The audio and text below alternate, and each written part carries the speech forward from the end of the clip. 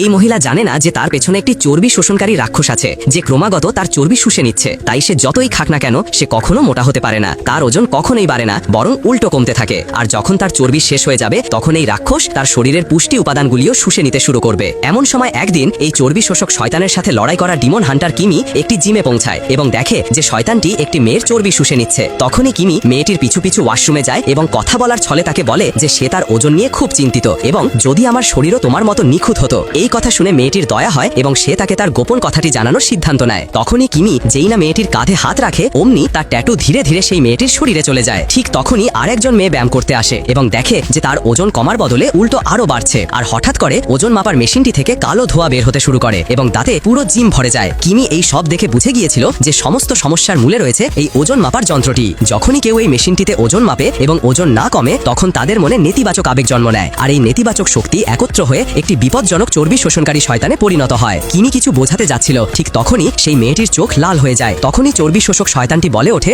মাঝখানে এসো না। কিন্তু কিমি ভয় পেল না, সে সাথে সাথে মেঝে থেকে কাঁচের টুকরো তুলে নিয়ে নিজের আঙুল কেটে দেয়, যেখান থেকে রক্ত বের হতে শুরু করে। আর সেই রক্ত দেখেই শয়তানটি অজ্ঞান হয়ে মাটিতে পড়ে যায় এবং মেয়েটির শরীর থেকে বেরিয়ে আসে। কিন্তু এবার সে কিমির শরীরে প্রবেশ করার চেষ্টা করতে শুরু করলো। ঠিক তখনই হঠাৎ একটি ছেলে তাকে বাঁচাতে আসে।